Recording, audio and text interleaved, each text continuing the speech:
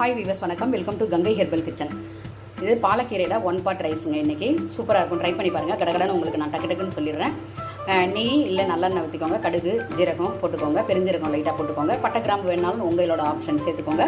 சின்ன வெங்காயம் போட்டு வதக்கிடுங்க. இஞ்சி பூண்டு பேஸ்ட் இல்லை கட் பண்ணி கூட போட்டுக்கோங்க.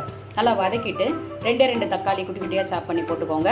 போட்டு அது நல்லா வதக்கிட்ட பிற்பாடு பச்சை மிளகாயை முதல்ல ஒரு 5 மிளகாய் நீட்டில் கீனி வதக்கி எடுத்து தட்டில் வச்சுக்கோங்க.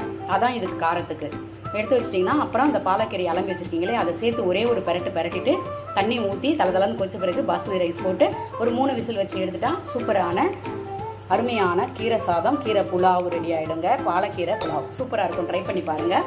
இதோட கூட மார்னிங் சாப்பிட்றதுக்கு ட்ரை ஃப்ரூட் ஜூஸு, வெஜிடபிள்ஸு, சிறுதானிய கஞ்சி. இன்றைக்கி பூண்டும் ஜீரகமும் போட்டு சிறுதானிய கஞ்சி வச்சுருக்கேன்.